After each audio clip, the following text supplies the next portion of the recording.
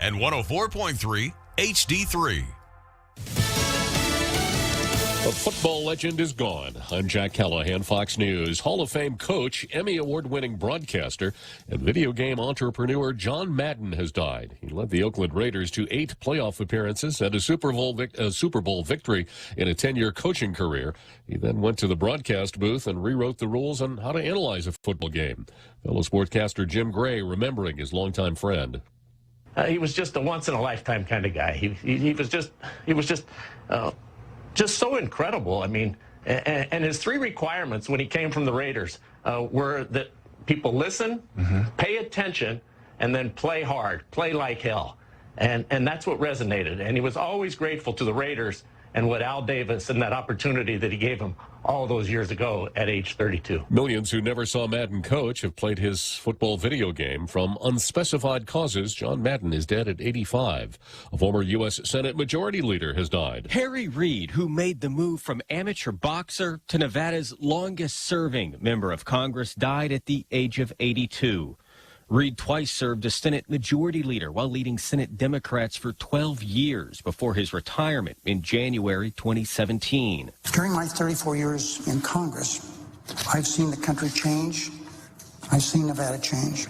The changes in the country and Nevada have been for the better. Reid revealed a pancreatic cancer diagnosis in 2018. He died Tuesday, peacefully surrounded by family. Fox's Jared Halpern, current Senate Majority Leader Schumer, called Reid tough as nails strong, but caring and compassionate. Harry Reid was 82.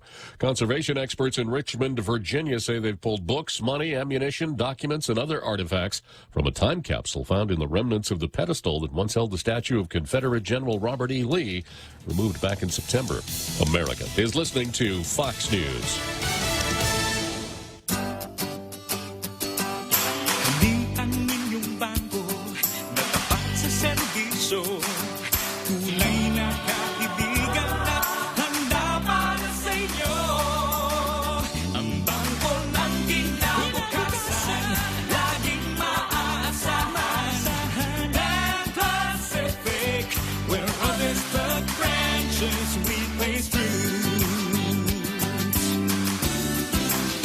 Come try Guam's original Chamorro restaurant with Pica's best 5 years running. Mezcla Chamorro Fusion Bistro. Experience Chef Peter's candied salmon over scallion coconut rice, octopus to naktak, Chamorro platter, and their award-winning gourmet hamburgers. Or if you're looking for something healthy, try their keto-friendly menu. Come and enjoy Mezcla's half-a-day service at their Hagåtña and Grand Plaza Tuman location. Call their Hagåtña location at 479-2652 for reservations. Fox News. The Centers for Disease Control says the Omicron variant of the coronavirus continues to spread quickly. More than 58% of the new cases have been determined to be Omicron. That is double the percentage of just 1 week ago. Economy being hit hard. Multiple states, including New York, New Jersey, Massachusetts, Hawaii, Puerto Rico, they're all setting records for the number of new cases in the past week. Broadway shows shutting down, number of stores either limited business or no business at all.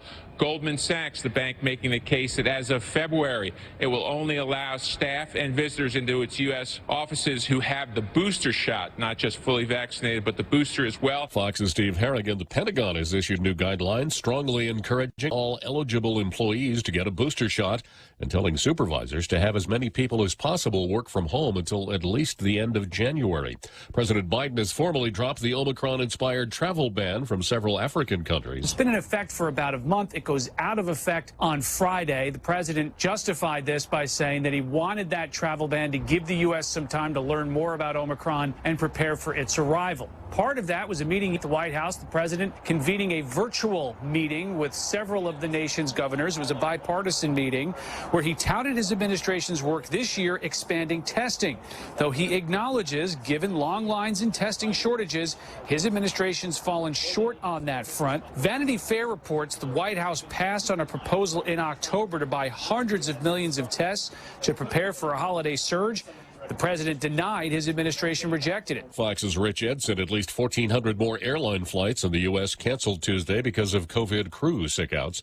Wall Street mixed on Tuesday. The Dow gained 95 points, but NASDAQ lost 90, and the S&P 500 closed 5 points lower. I'm Jack Callahan. This is Fox News. As we celebrate this holiday season, we reflect on the hardships of the past 2 years and remain grateful for the family and friends who share our journey and lighten our burdens. The team at Security Title is proud of the work we do to support ourselves and our families, to serve and care for our customers, and to give back to our community. May this season of joy and the new year bring happiness, good health, and prosperity to you and yours. Merry Christmas from all of us at Security Title. Howdy, Chili's is serving y'all some Texas-sized family meal, because everything's bigger in Texas. Enjoy full racks of Chili's world-famous baby back ribs, margarita chicken, savory shrimp, beef fajita, smoked jalapeno sausages, mashed potatoes, and corn on the cob. Man, this meal's bigger than Bill's, but it ain't breaking the bank. Chili's has Texas-sized family meals for just $45 to feed your crew of 3 to 6 folks. For your youngins, just add $5 for a kid's meal. Chili's, more life and bigger meals happen here. The holidays are here, and you know what that means. Time to gather with family and friends, dress up our homes, and explore Christmas season in paradise. Why not share these moments for a chance to win $100 in cash? Log on to visit guam.com/Instagram today to participate in the Guam Visitor Bureau #Instagram photo and video contest. A winner will be chosen every week, so share your best holiday moments now and win. Brought to you by GVB, making Guam a better place to live, work, and visit. Half a day. Starting January 1st, 2022, single-use carry-out bags will not be given out at stores on Guam. Are you ready? Just a friendly reminder to bring your own bag. Brought to you by Guam Green Growth, UOG Grant, the Office of the Governor, and Guam EPA. Guam Auto Spot has the best selection in Buick, GMC, Mitsubishi, and used cars like the 2021 Mitsubishi Mirage starting at $127 per paycheck. 0 down. Call 671-478-AUTO to take a test drive or get pre-approved online at GuamAutospot.com. Welcome to Tall Tales with Bob Klitzkie, the only show on talk radio where common sense is a lot more common. Phone lines are now open at 888-TALK. That's 888-8255. And now, The Point proudly brings you Tall Tales with Senator Bob Klitzkie. A well-regulated militia being necessary to the security of a free state, the right of the people to keep and bear arms shall not be infringed. It's a good way to start a show, especially a show that is constitutionally oriented, a conservative talk show host, a talk show with some libertarian tendencies, a call-in talk show, so that if you dial the right numbers on your phone, you could broadcast your voice to our international radio listening audience. 671-888-8255 is how you do it. So I've done the Second Amendment, and I want to pick up on the language of the Second Amendment, something I haven't done for a long, long time. And once again, the lead-in clause of the Second Amendment is a well-regulated militia being necessary to the security of a free state. And when Justice Scalia wrote the opinion in District of Columbia versus Heller, obviously he was having trouble with his eyesight. That's the case that said that held that a person, there's an individual right for a person to own a firearm in his house for self-protection. But when he wrote his opinion, he wrote the first words right out of it: a well-regulated militia being necessary to the security of a free state. So in my tall tales-ish way, when I discussed that case and Justice Scalia, I said that if you put Justice Scalia in the chair at an optometrist's office and ask him to read the eye chart, and the letters on the eye chart were a well-regulated militia being necessary for the security of a free state, Justice Scalia would be legally blind. Let me try that again. Justice Scalia would be legally blind. There we go. Yeah, because he read that clause right out of the Second Amendment.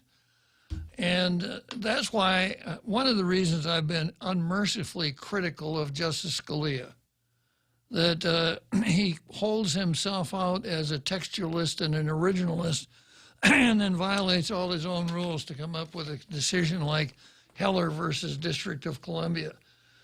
Now, I'm kind of hypocritical on that because I like the idea of people being able to keep and bear arms, to carry firearms outside the home. I think that's a good idea. But I don't think that's what the Second Amendment actually holds if you parse it and try to understand what it means. But I go along with it anyhow because the Supreme Court says you have a right to keep arms. We're going to find out about bearing arms during this term of the Supreme Court. So let's just go back to that clause. A well-regulated militia being necessary to the security of a free state. The thing that brought this back to my attention is a story in a website or an email that I read, Mises.org, MISES.org, named after the famous Austrian economist. Some really good stuff in there if you're a conservative. And there's a story there, and this is the title. Ron DeSantis plans to revive Florida's state militia. Now, we hear the word militia kicked around and used in a lot of different concepts. But the militia, as far as my research shows, was in effect a mini army maintained by each of the colonies.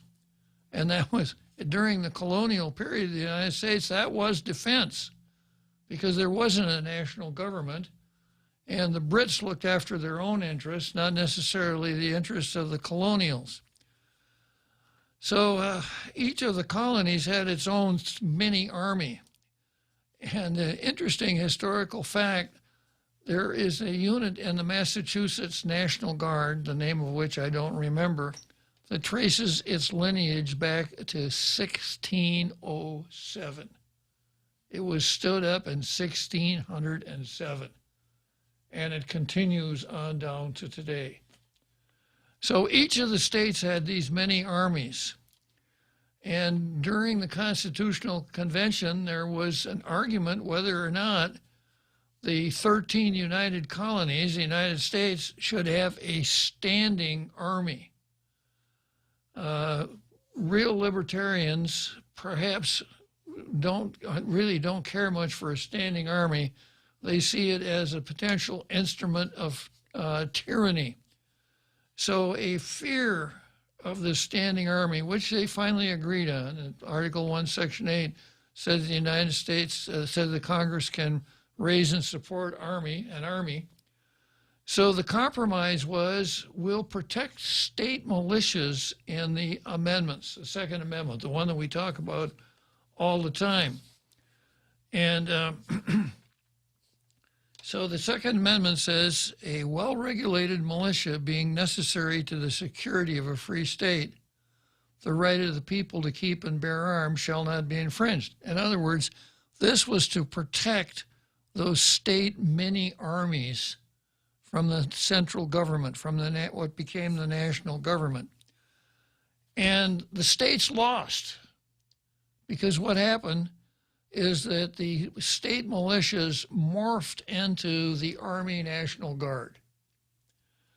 So everyone who holds a rank or a commission in the Army National Guard actually belongs to two separate organizations.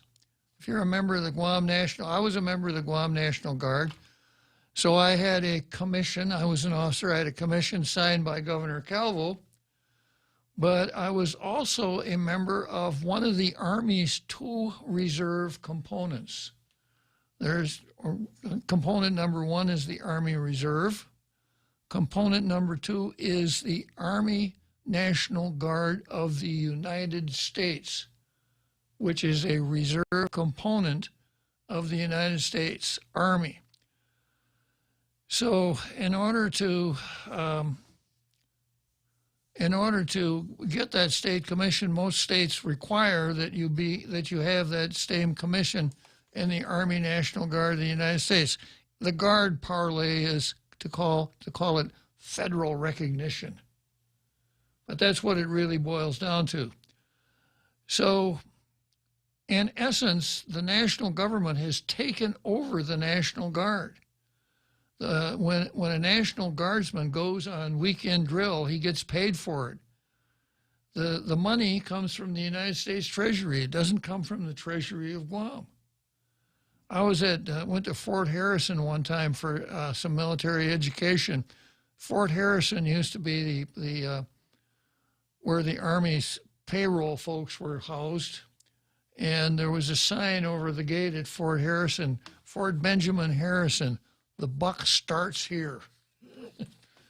So because the Army National Guard of the United States is the one that pays 99% of the bills, they make the states do things the states don't want to do.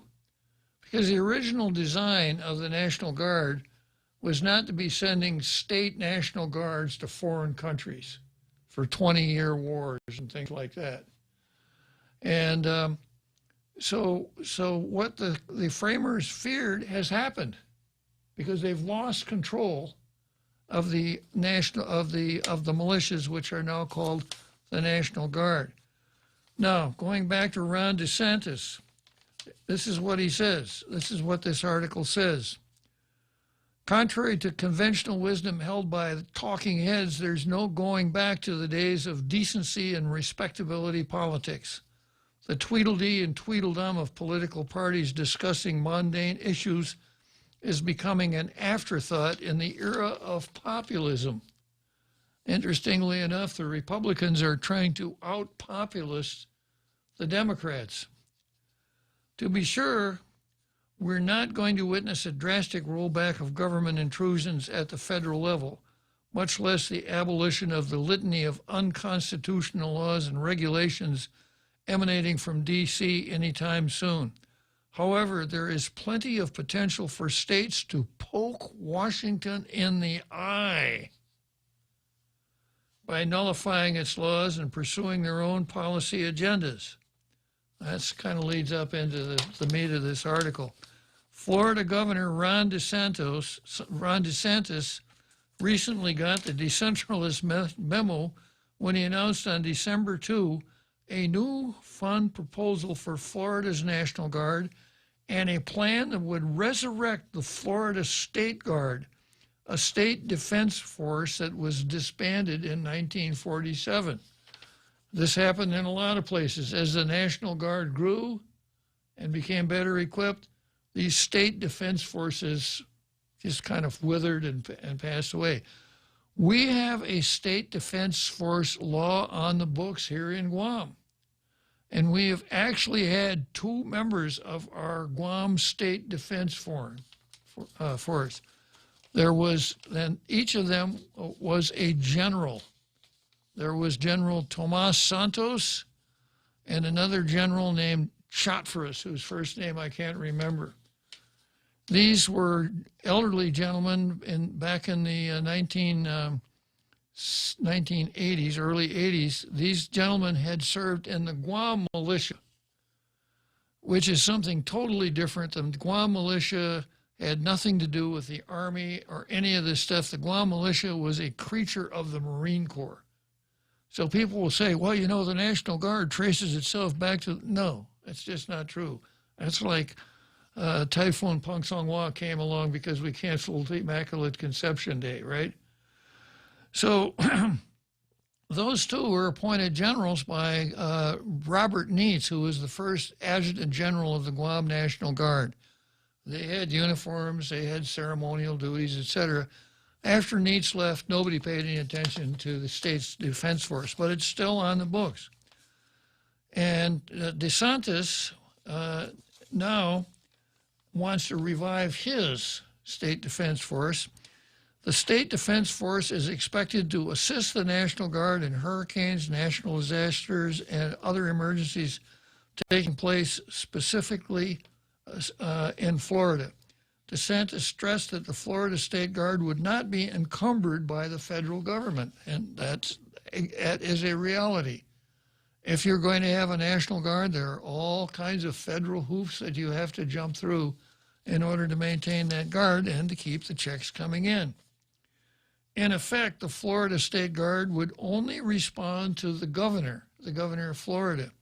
Furthermore, it would not be deployed for federal missions and would not receive federal dollars. In predictable fashion, DeSantis' move elicited a banshee shriek from his political rivals and the corporate press, who are utterly convinced DeSantis is on his way to building a private army. Agricultural Commissioner Nikki Fried described DeSantis' State Guard plan as a step toward creating a paramilitary force. Sober minds will recognize that a Florida State Guard will not put the state on an accelerated course towards full-blown private defense.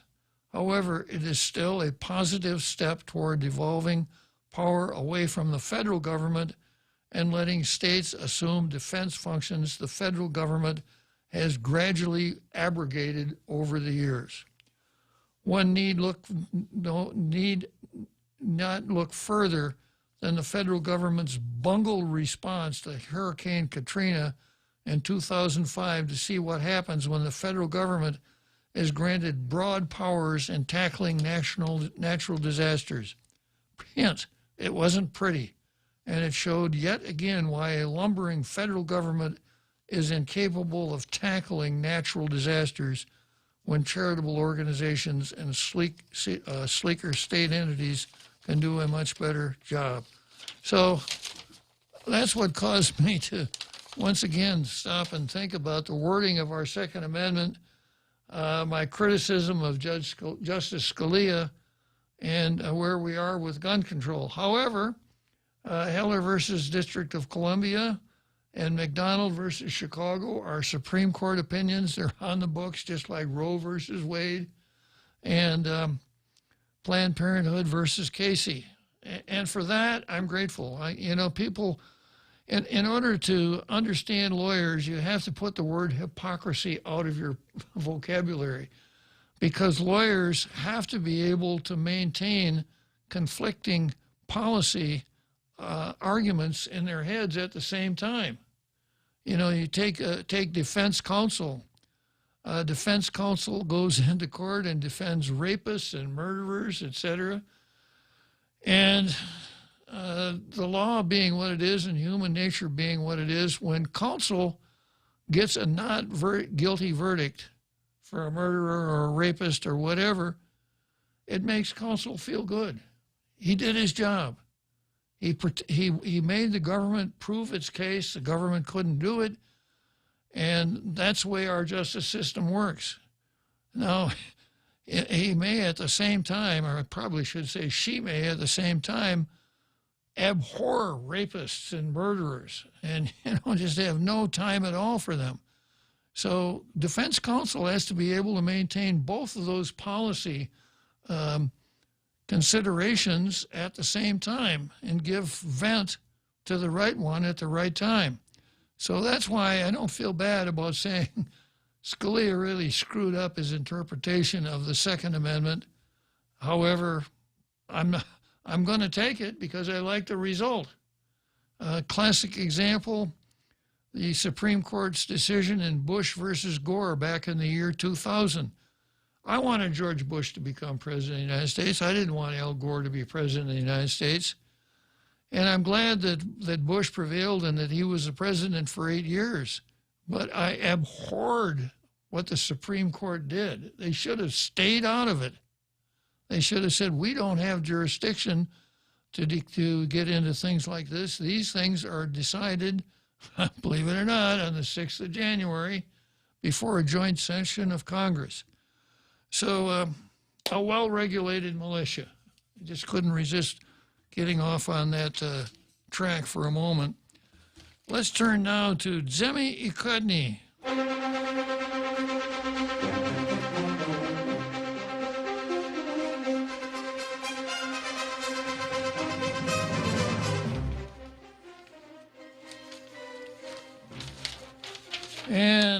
the Daily News says, our view, sequencing machine is a good investment for Guam. One of the problems Guam has had during the Wuhan virus pandemic is the delay in identifying variant cases of the disease. The Department of Public Harassment and Secret Services sends Wuhan virus test samples to the Centers for Disease Control and Prevention to find out which version of the virus is spreading or to confirm if Guam has a new variant. That process takes 3 or 4 weeks. When it was confirmed the Delta variant was here in August, it was from samples collected over a month before. Public Health suspects that the Omicron variant is on Guam, but we have yet to receive any confirmation from the CDC. The lack of immediate information has hampered our response to the virus. It's impossible to make quick decisions when public health has to wait up to a month for results. That will soon change. Public Health has purchased a $25,000 genome sequencing machine that can identify different variants of SARS-CoV-2 virus and snazzy badges that operators of the machine can wear during their off-duty times. Yeah. No, the machine part, the pins part I just made up because it fits into something I'm going to talk about on the card. Public Health spokesperson Janela Carrera said it's expected to arrive in January and the agency would be able to start sequencing test samples in February. By the way, John Anderson, may he rest in peace, good friend, brother talk show host, etc., an institution in his own time, was the only other person on the island that I'm aware of that knows how to pronounce the name of the second month of the year. There are 2 R's in February. It's not February, it's February. And I hope that as soon as we get everybody to pronounce the second month of the year as February, we can get back to normality.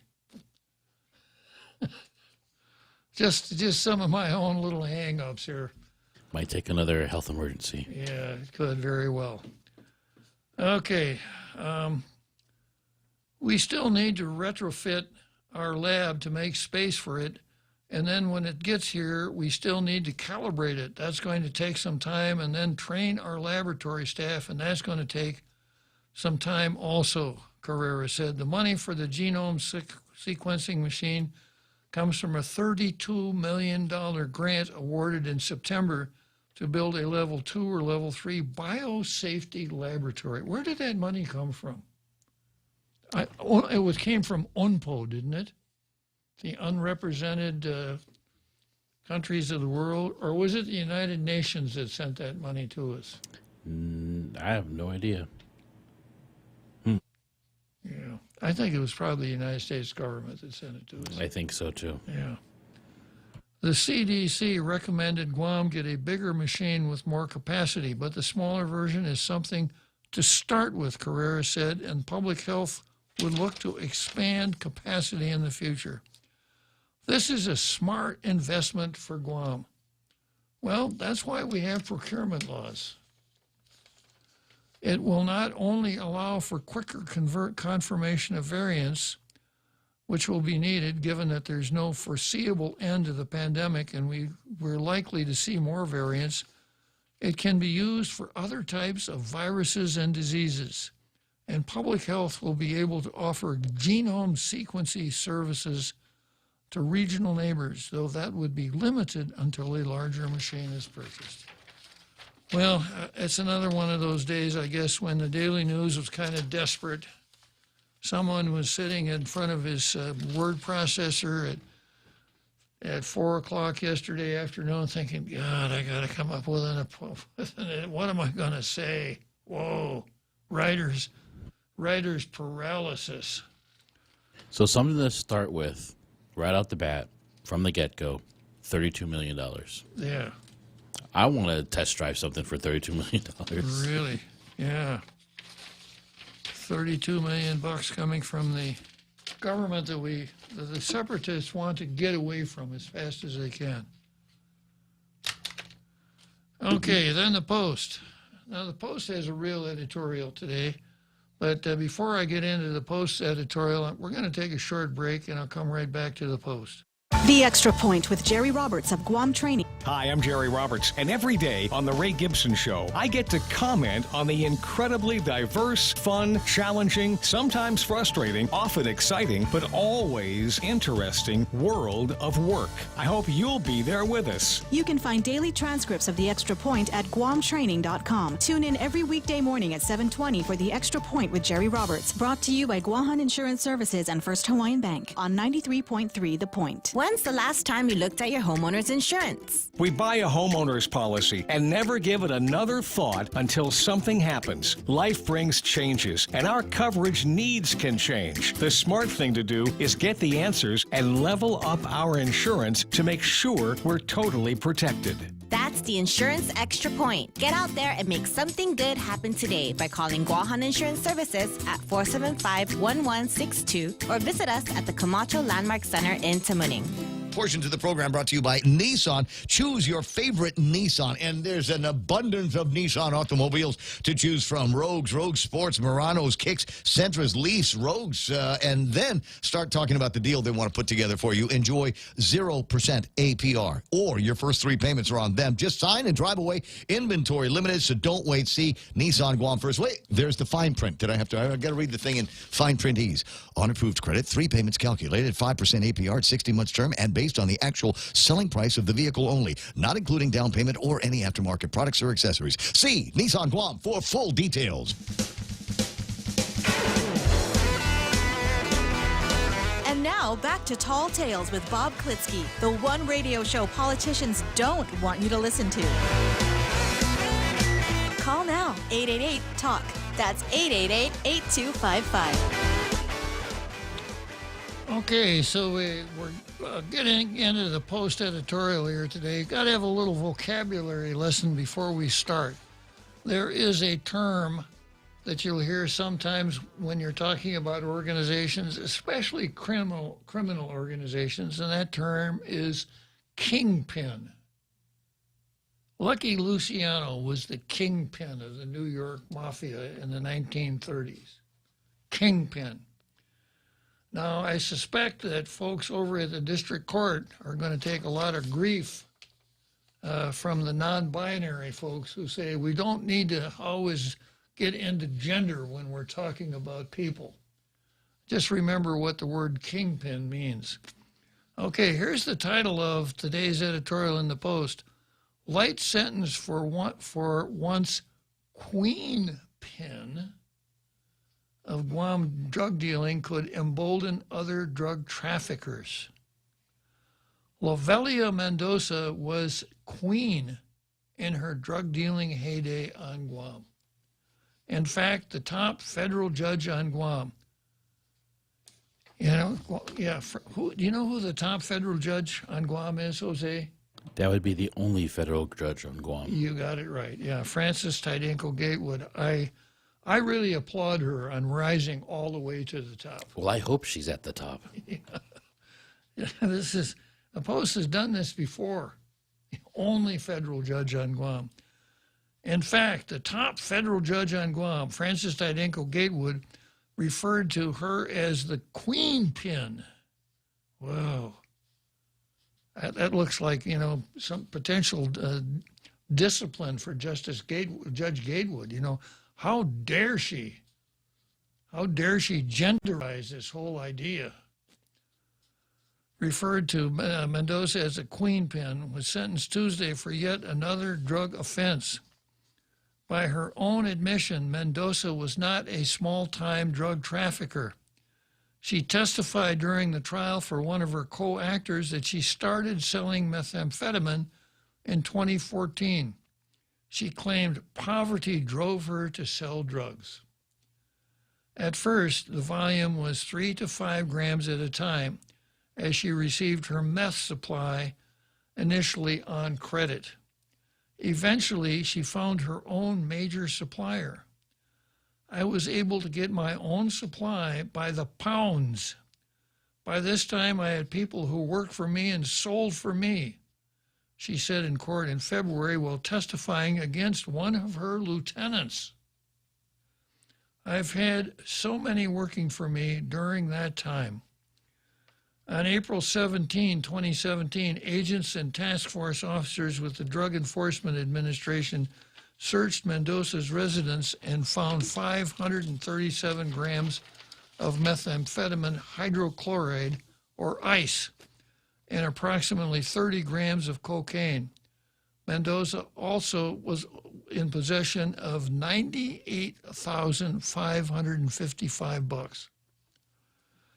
Not long after the raid, Mendoza pleaded guilty to the charge of possession with intent to distribute 50 grams or more of methamphetamine.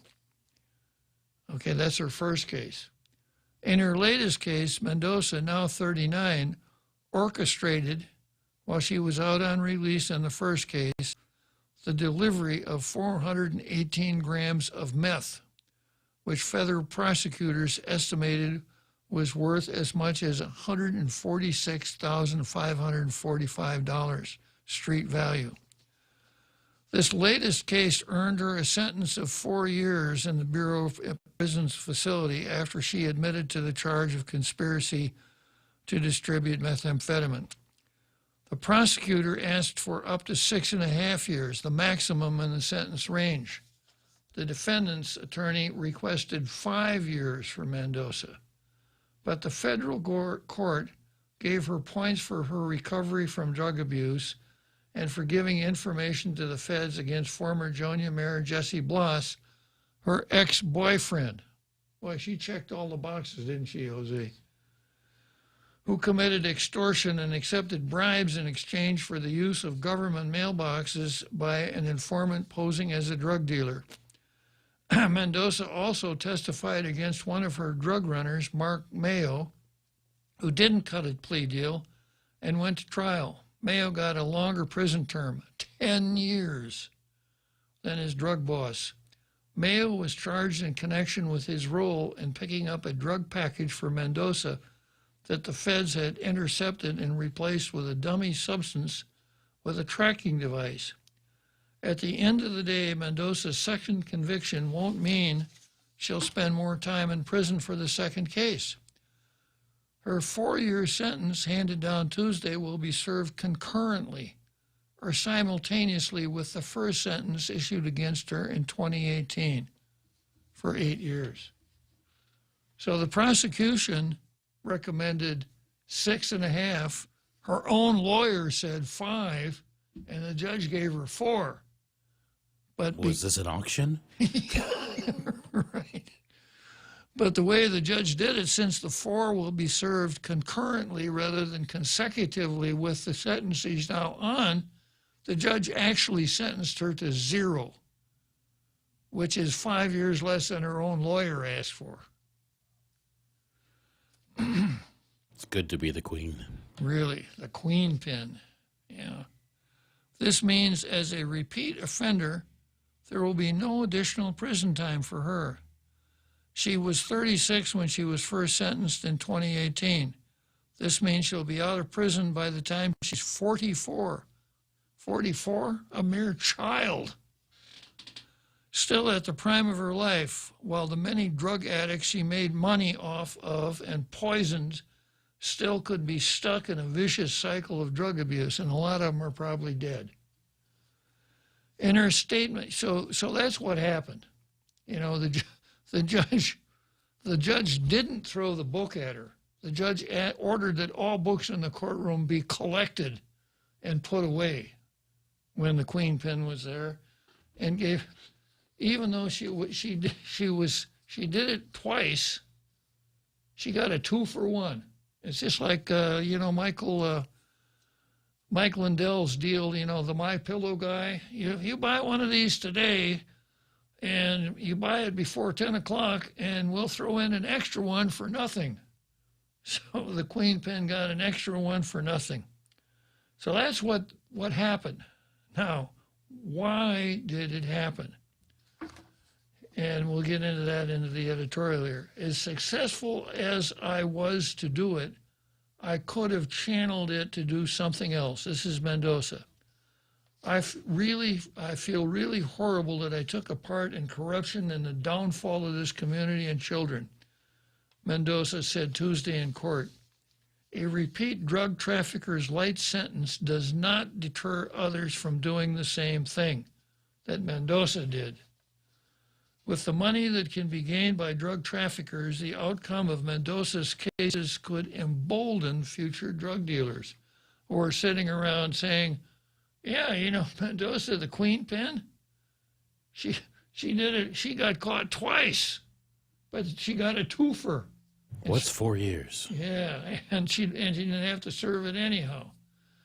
And you got to wonder what goes through criminal minds. You take, for instance, Bernie Madoff, who lived really, really a good life and spent about the last 6 of it in a federal prison, in one of the country club federal prisons. Being as Bernie was very calculating, do you think he ever sat on his bunk in prison and said, this isn't very good, but if I'd had it to do all over again, I'd do the same thing, because for so long it was so good, and now I got to pay a slight price for that big advantage. So I wonder how many drug dealers would say, yeah, you know, I can make $100,000 or $200,000, and I can get new cars, and I can really, really live high off the hog. Some of them continue their business while in the slammer. Exactly. But, you know, if I get caught, if I get busted, if I could do what Mendoza did, it's still going to be worth it. I may have to spend a few years in the can, but it's going to be worth it. You know, somebody proposed a hypothetical. It has to do with the question of concurrent or simultaneous sentences. If, for instance, she's already serving 4 years for another conviction and has a concurrent sentence for another 4 years, I guess, for another conviction, if, for instance, the sentence gets lightened for good behavior or something, that 4 years isn't like an accumulated 8 years, right? No. So it's like 2 years off, so they'll get out on 2 years. Yeah, and yeah, that's it exactly. Yeah. Okay. So it's not like they take 2 years off of 8 years. Off of one of the sentences. Right. No. Okay. No. It's as though the sentences are merged. Yeah. So it's a really sweet deal. Yep. Good thing there's only one federal judge. Yeah, but she's the top federal judge on the island. She might not be at the top after this one. So how did this all come about?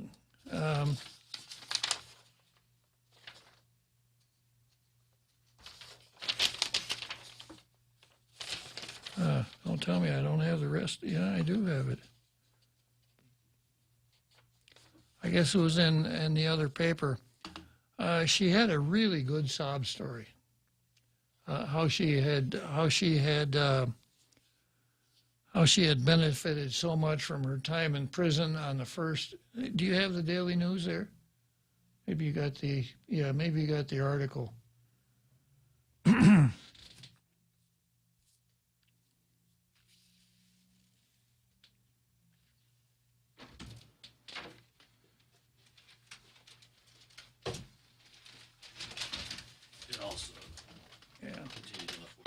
Thanks, okay. Yeah.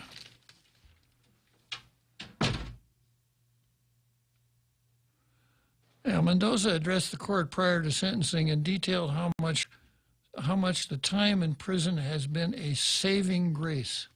I've learned a lot about myself. It has given me the chance to move forward from all of the abuse, from all of the anger that I didn't even know I really had, etc. As successful as I was to do that, I could have channeled it into something else, etc. And then going back to the highest federal judge on the island, who said,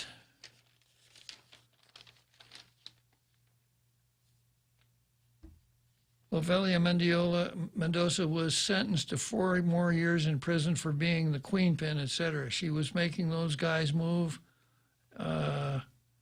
and dictating to them, this is what you got to do, this is where you have to pick it up, this is how we package.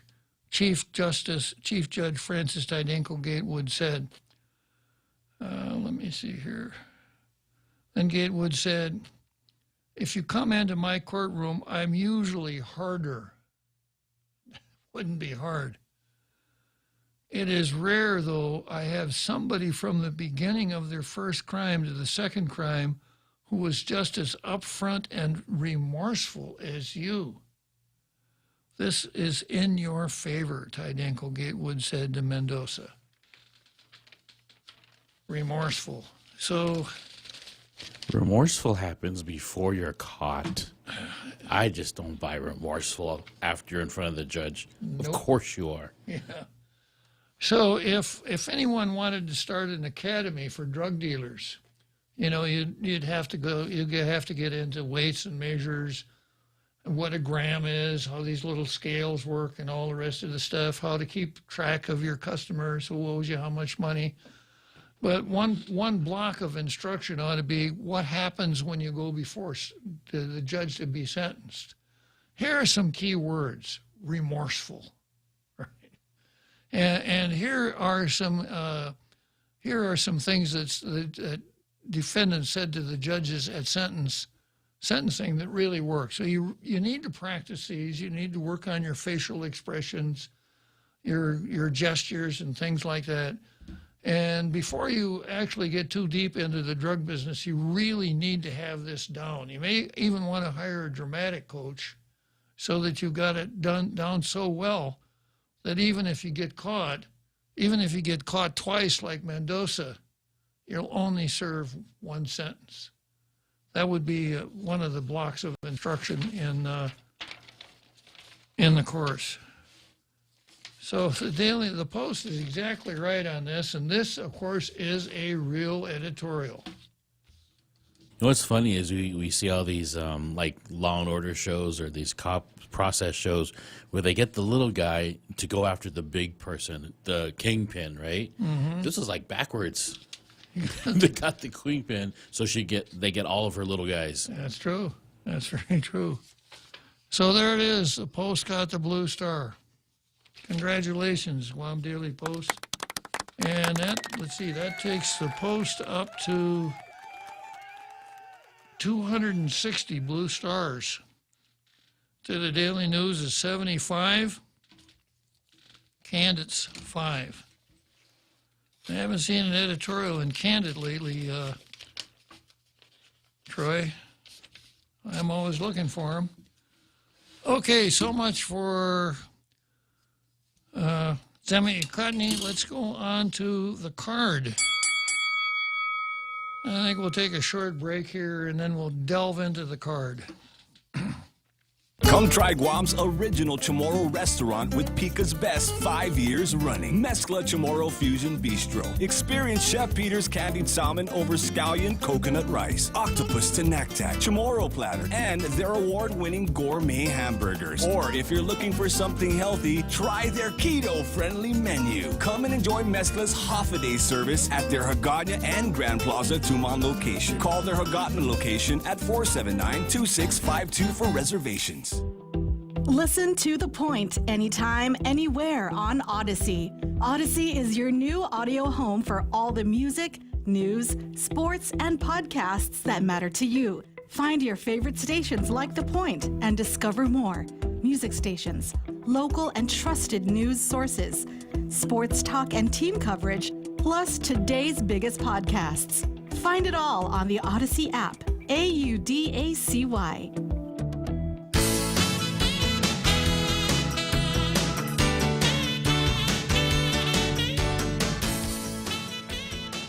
Okay, so here we are. We got about 10 more minutes before the big halftime show. And I got the card. And starting out on the card, I've got Paul Zerzan versus systemic racism. Also described as orange versus red. Okay, I got to work on this and get, yeah. Okay, so you see that red, the word red is in orange letters, and the word orange is in red letters. And I've explained this before. The reason that I'm so taken with Paul Zerzan's race war with the Daily News is that is the classic allegory for what's going on in national and local politics, where we have the facts, the truth, what's real, and then we have the narrative which would convince you that what you thought was real is not really real. That a man can become a woman is the best example that I can give you. And that's why I keep coming back to orange and red.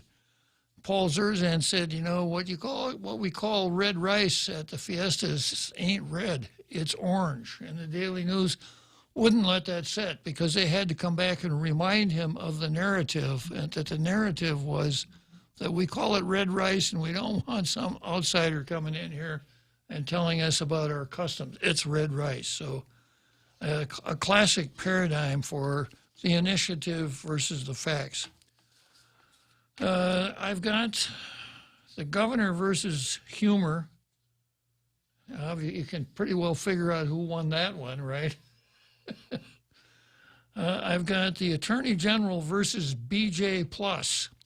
This had been the Attorney General versus the world, but after having studied it, I've recast it as AG versus BJ Plus. And then another chapter of Tall Tales versus Separatists, and then the one that Jose thinks has an identity crisis, that's Who versus Fauci. First base. Yeah. And the left versus the Constitution, and Turley versus Tribe. Okay, so let's move on to the governor versus humor. And the foundation for this story is that the governor has spent $6,700 on some pins. Before the holiday weekend began, some employed by the local government received a thank you gift from Governor Leon Guerrero and Lieutenant Governor Josh. These commemorative pins recognize Government of Guam employees who were and continue to be part of the Wuhan virus response since March of 2020. A mass printed card from the pair begins. The pins and message went out with the administration's Christmas cards, according to Crystal Paco San Augustine, AdLoop's Director of Communications. She confirmed for the Post the gifts were purchased using local government funds. Which is still our money. Our money. Due to the ongoing pandemic and social gathering limitations, the government of Guam has gone without an annual recognition event to thank and showcase the exemplary employees who have gone above and beyond their public service, Paco San Augustine said. I wonder how much they pay her to make up crap like that. In lieu of such an event, these commemorative Wuhan virus pins were distributed by the Office of the Governor to frontliners and individuals who have and continue to respond to the Wuhan virus pandemic. Figures for how much the governor's office spent and which workers received them were not provided as of press time Monday, but the initial responses from individual agencies showed not all who worked during the pandemic were given the gift. Well, they had to keep some for the ones that got to stay home, you know. Fair is fair. Spokespersons for the Department of Education, Department of Corrections, organizations that saw their employees be potentially exposed to the virus during the course of their official duties confirmed they have not received the commemorative gifts. Yeah. Rather than receiving a card with the pins from AdLoop, folks at Department of Education and Corrections received a signed message from the governor that said, "Bah, humbug." Jesse Alec, president of the Mayor's Council, said that as far as he's aware, no mayor's office staff have gotten pins, and that he hasn't been told that any are coming. Wow. The governor's message said the special group being conferred the pins include frontliners, medical professionals, military service members, and other government workers who are identified as having continued to work either in person or teleworking. Wait, what? Yeah, teleworking. Get Staying a pin for teleworking. Yeah. I suppose there will be a word processor surrounded by laurel wreaths. That would be the emblem, right?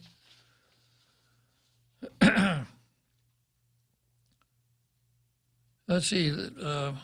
Who continue to work either in person or teleworking when island-wide stay-at-home mandates were effective and certain government services were temporarily unavailable to the public. For instance, like the unimpeded use of Marine Corps Drive because of the checkpoints. Paco San Augustine, in response to questions on how Adelup determined which GovGuam workers were to be presented with the gifts, said the distribution is ongoing, which is a nice way of saying, I really don't know. And now includes private sector employees. Well, I'm glad we lock our front door. May Habib, spokesperson for the hospital, told the Post that GMH is anticipating a delivery of pins later in the week. But they're probably like kids on December 24th. You know, they just can't control themselves. A quote here, "This is not a new initiative and has been done in past administrations, notably to recognize the brave men and women who responded to recovery efforts for Super Typhoon Paka and the Korean Airlines crash," Paco San Augustine said. Really? Yeah. I didn't know anything at all about it. Sounds kind of tacky. Mm-hmm. Recipients were identified by their respective agencies as Wuhan virus responders. These commemorative pins were funded by the Office of the Governor. As part of our plan, we continue to distribute pins into the new year and to include our private sector and nonprofits who continue to be valued partners in our response. Well, if wearing one of those pins means that we're partners, I damn sure don't want one. I couldn't handle the embarrassment. Okay, now we get down to the real heart of this story, which the Post ran. And this is what the Post added to the story.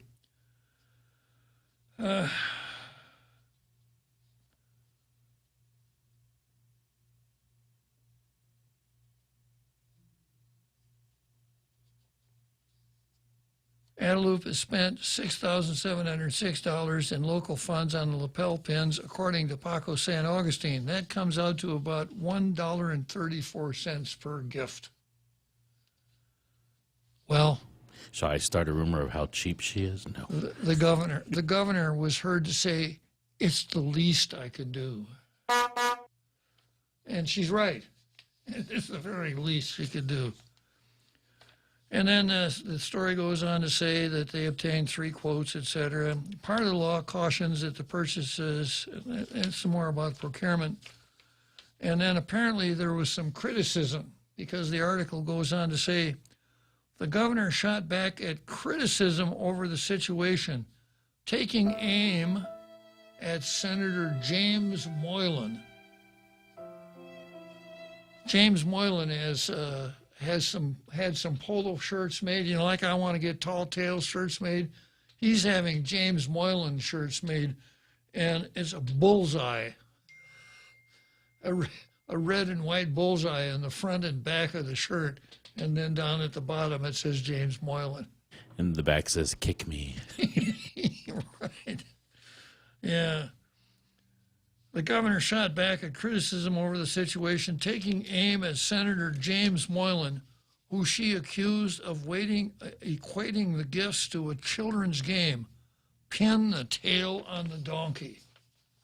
Now, you tailgaters out there are somewhat familiar with the modern use of that phrase, because part of the rules for tall tales are You can call and we'll talk about all kinds of stuff. But one of the things you can't do, you can't call just to pin the tail on the talk show host.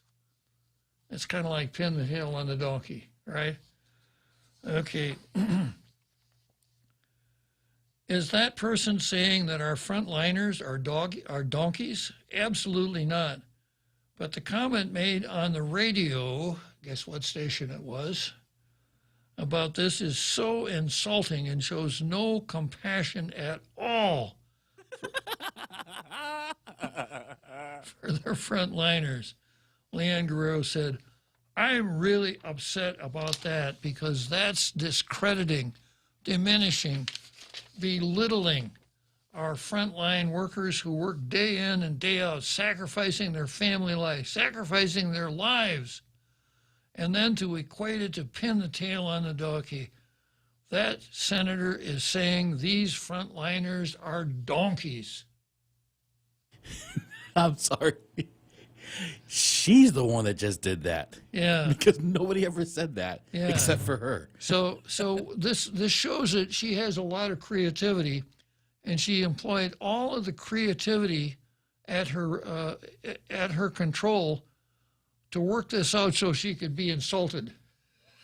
Nothing that Moylan said was insulting. It spent her $1.34 per person to be insulted. Yeah. Then she says, and then to equate it to pin the tail on the donkey, the senator is saying these frontliners are donkeys. Give me a break. You know why she said give me a break? She hasn't practiced. Come on, man. And then she winds up by saying, be more compassionate, be more sensitive, don't be politically motivated. Now, I wonder if she's talking to herself there. Well, I heard that Moylan has written a letter back to her. It starts out with, "Your rubber, I'm rubber, you're glue." Moylan appeared on a local talk show Tuesday morning and briefly discussed the purchases. Good luck getting your pin, he told host Ray Gibson and his audience. In other words, he told Moylan, good luck getting your pin, buddy. And then Moylan said, you know, that reminds me of the nursery game. If I ever receive one, I'll probably pin the tail on the donkey. Well, someone sounds like a jack. A jackass. Yeah. So Moylan said that. If I ever receive one, I'll probably pin the tail on the donkey. Now, I'll show you what the correct reaction to that line is, okay? Should I do it again?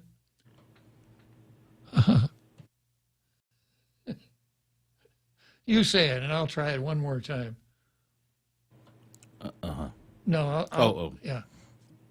You know, this reminds me of the nursery game. If I ever receive one, I'll probably pin the tail on the donkey. In other words, it's slightly humorous. It rises to the level of a very muted chuckle and nothing more. And you know, it's not even really very funny, but that it was offered as a matter of jest. It was offered as good humor.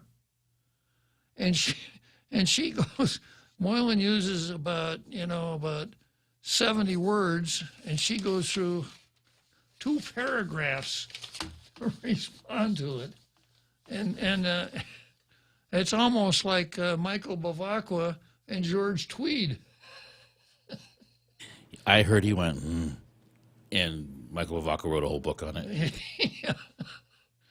So that's why I put this on the card. But you know what's really amazing about this story? Is that Governor Lulian Guerrero is a fan of the Ray Gibson show. Apparently she listens. Yeah, she knows. Obviously she knows. And I suspect, Governor, we're talking about you again. You know, well, I always hypothesize that they have, down at Adelup, they've got a battery of folks with earphones and different kinds of stress detector gauges and things like that. Ticker tape machines coming out. Yeah. And that they record every show. and then they give it to the analyst. Well, what do you think he meant by this? How do you think the audience took this particular line? How do we counter it? What should we do, right? Yeah. That's my hypothesis. Okay, let's break for the big halftime show here. We're a little bit late, but we'll get to the halftime show, and I'll come back here to pin the tail on the donkey. As we celebrate this holiday season, we reflect on the hardships of the past 2 years and remain grateful for the family and friends who share our journey and lighten our burdens. The team at Security Title is proud of the work we do to support ourselves and our families, to serve and care for our customers, and to give back to our community. May this season of joy and the new year bring happiness, good health, and prosperity to you and yours. Merry Christmas from all of us at Security Title.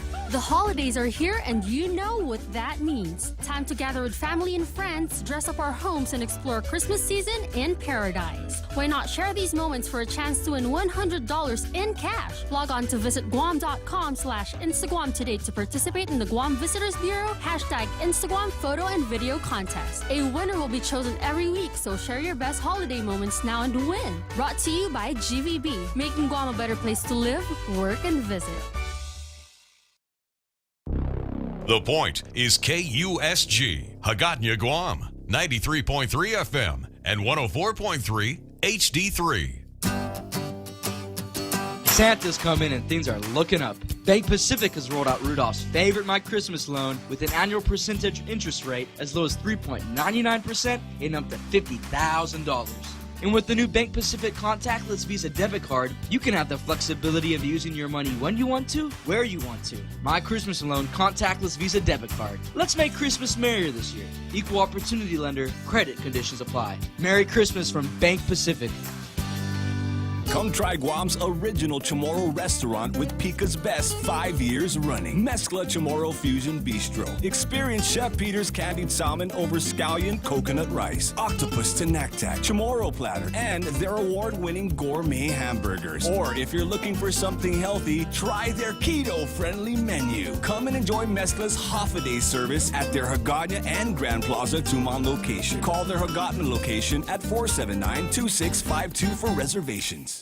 Subway's Eat Fresh Refresh has done it again, serving up yet another new and improved sub, the Cali Fresh Steak, loaded with tender, flavorful marinated steak on top of thick-cut hickory smoked bacon, smashed avocado, and fresh mozzarella. The Cali Fresh Steak is protein-packed to leave you feeling full and satisfied. Cali Fresh Steak is made on our freshly baked hearty multigrain bread layered with fresh veggies of your choice. Subway, eat fresh. Guam Auto Spot has the best selection in Buick, GMC, Mitsubishi, and used cars like the 2021 Mitsubishi Mirage starting at $127 per paycheck. Zero down. Call 671-478-AUTO to take a test drive or get pre-approved online at guamautospot.com.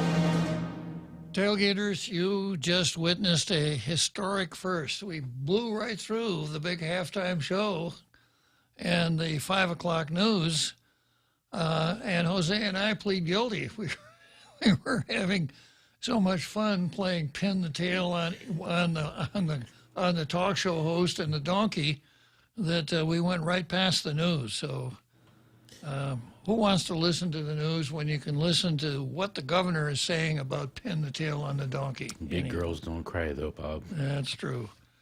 So And there's a tragedy here, and the tragedy has nothing to do with the pins, with Jim Moylan or Ray Gibson, et cetera. It has to do with having a chief executive who has no ability to laugh at herself or anyone else or anything else. And as I mentioned, she had to invent something. She had to take a perfectly innocuous remark, rephrase it, and add her own poison to it in order to be properly offended. In other words, you're looking for a good reason to be offended. There was Jim Moylan, who was always writing her these nasty letters. He said, pin the tail on the donkey, and I'm just not going to stand still for anybody calling our government employees donkeys, which he didn't do. So, you look back at some of the leaders that we've encountered here in the island. I can't imagine Paul Calvo or Joe Atta, Ricky Bradallo. I can't imagine any of these guys doing something like this. Eddie Coe, anybody who's ever been governor, because ordinarily a governor has to have a degree of what's called personableness. He has to be personable. Classic example, Ronald Reagan. Ronald Reagan and his set to in the presidential debates when he was questioned about his age, and he said, Was it Mondale he was debating? With Walter Mondale, and Reagan said, when he was, Governor, aren't you a little bit old to be running for president? I'm going to be fair going into this election. I'm not going to use my opponent's youth and inexperience against him. And even Mondale laughed. So, and Ronald Reagan was, like him or not, he was a tremendously successful politician. And Lou, it just, it's, if I were a joke writer, I would do a routine about Lou going out and buying an automatic weapon. Why does she need an automatic weapon? Because she can't shoot herself in the foot fast enough with a single shot. She just goes out of her way to do stuff like this. No sense of humor. She could have turned this into a real plus, I just hope, I'm glad that Jim is going to put his pen to good use. I'll make sure that he gets one so he can play pin the tail on the donkey. I just hope he doesn't pin it on me. Something like that, She could have come out of this thing winners, but she comes out of it losers. And since we got to put up with her until a year from January, we're all losers. And I have little hope that, given her age, et cetera, that she'll ever change. She'll be the same going into the election as she is now. I'm from here, Ray. You're not from here. I was born here. That's the real Lulian Guerrero. Okay, next item on the card is the AG versus BJ. And I did a quick analysis yesterday, and I did a further analysis today, and I'll get into some of the Law and Order Notebook stuffs in a minute. But what this really is a really hokey lawsuit. And I'm not even going to dignify it by calling it a lawsuit, because every lawsuit has to have two parties. It has to have a plaintiff and a defendant, sometimes referred to as a petitioner and a respondent. You can't sue yourself. You can't sue thin air. So I don't think it's even a real lawsuit. And when I'm finished with the Law and Order Notebook part, you'll understand why my thought is that what a judge ought to do, whatever judge sees this complaint land on his desk, he'll cut an order sua sponte and dismissing the case, because there's no case. It's not a case. And what it is, what I gleaned from the papers, is that BJ insulted him. and some members of the legislature insulted him. So in order to get back at them, he hokied up this lawsuit, which is a defense of everything that the governor did, everything that the governor and her son-in-law did. And remember the rule on tall tales. We condone nepotism. Nepotism is okay so long as you keep it in the family. Yeah, so he defended all of that stuff and mentioned the public auditor, mentioned that the public auditor didn't take any action, and I'll get into what action the public auditor can take in a minute, and then comes back in a press release and slams the public auditor. So the whole, it's 174 pages. Yeah, 12 pages or 9 pages of complaint, and then the 4 contracts that he's actually suing are attached as exhibits, and they're very voluminous contracts.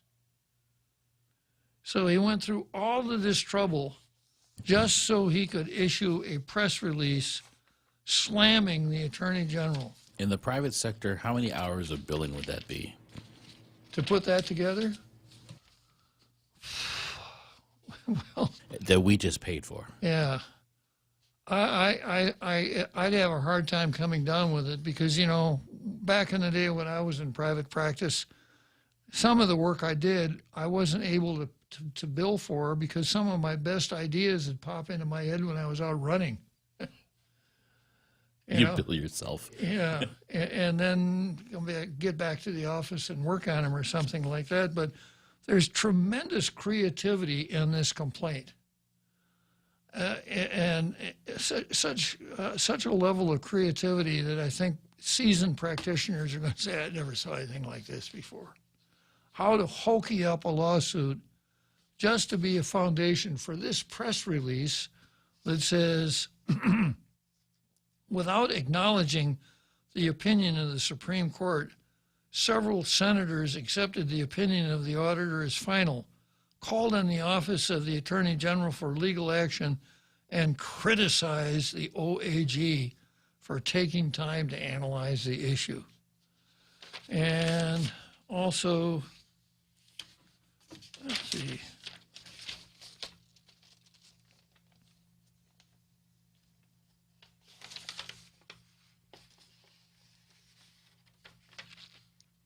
He also takes a pretty good size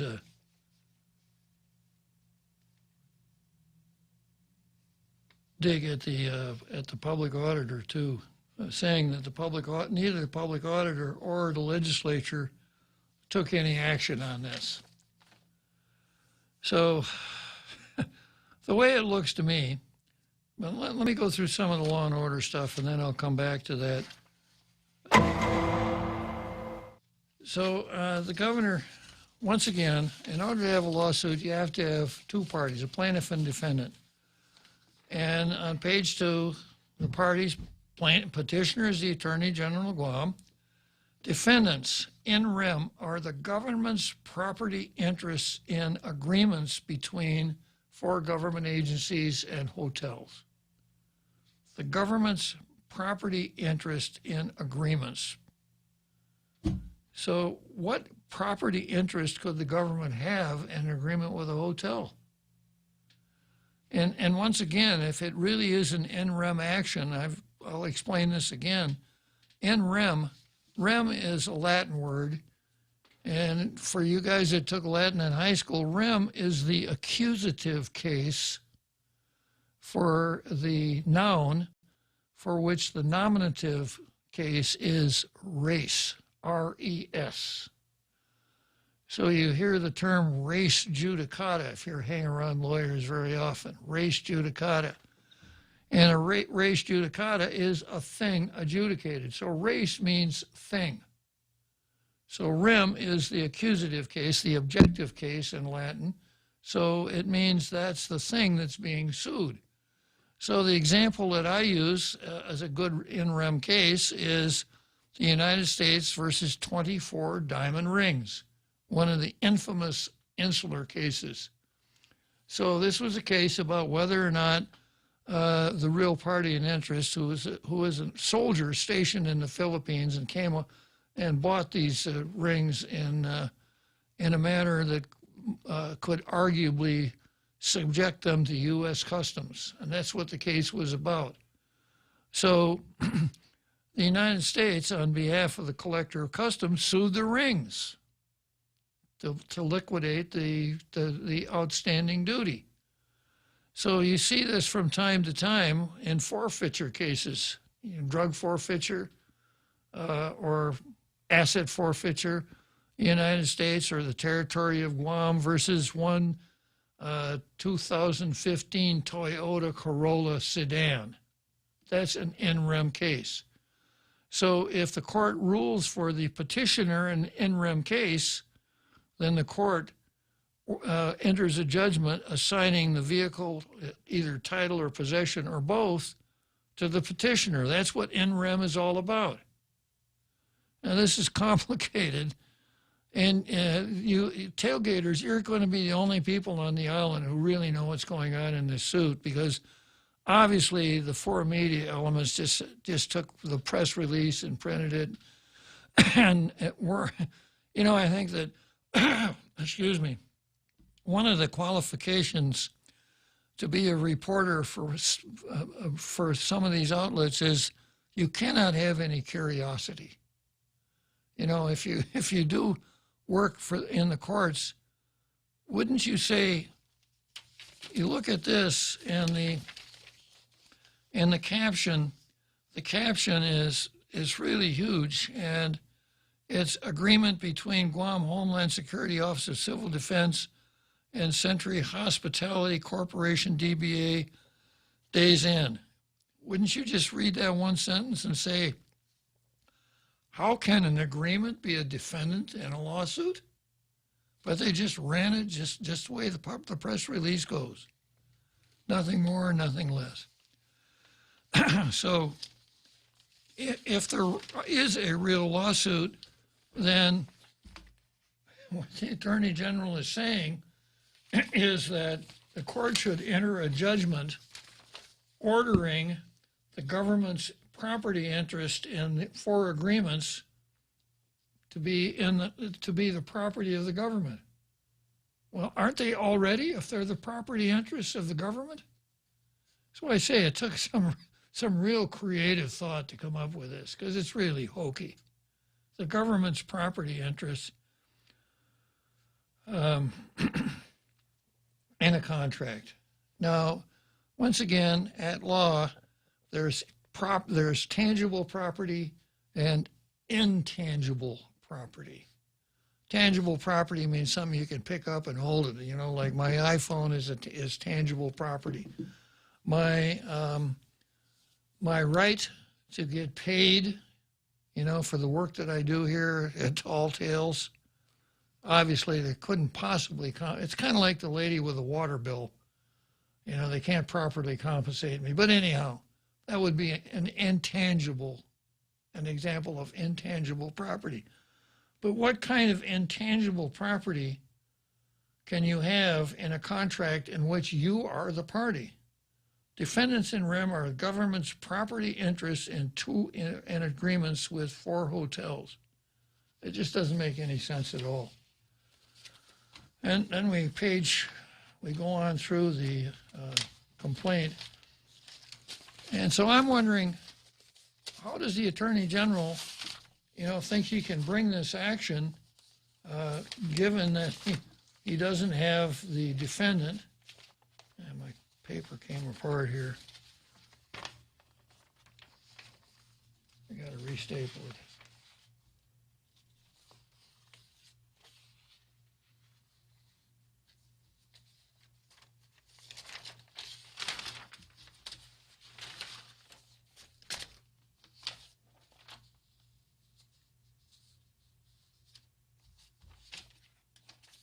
That's strange. Where in the hell did that paper go?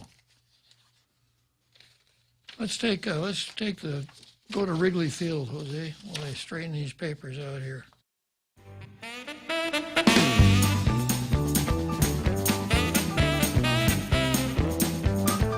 The Extra Point with Jerry Roberts of Guam Training. Hi, I'm Jerry Roberts, and every day on The Ray Gibson Show, I get to comment on the incredibly diverse, fun, challenging, sometimes frustrating, often exciting, but always interesting world of work.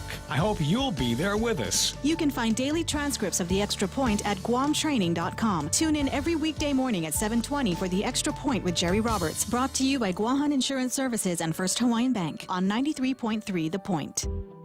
Listen to The Point anytime, anywhere on Odyssey. Odyssey is your new audio home for all the music, news, sports, and podcasts that matter to you. Find your favorite stations like The Point and discover more.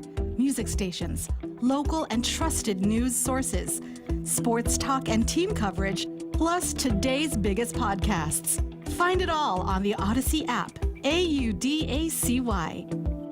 Portions of the program brought to you by Nissan. Choose your favorite Nissan, and there's an abundance of Nissan automobiles to choose from. Rogues, Rogue Sports, Muranos, Kicks, Sentras, Leafs, Rogues, and then start talking about the deal they want to put together for you. Enjoy 0% APR, or your first 3 payments are on them. Just sign and drive away. Inventory limited, so don't wait. See Nissan Guam first. Wait, there's the fine print. I got to read the thing in fine print ease. On approved credit, 3 payments calculated, 5% APR, 60 months term, and based on the actual selling price of the vehicle only, not including down payment or any aftermarket products or accessories. See Nissan Guam for full details.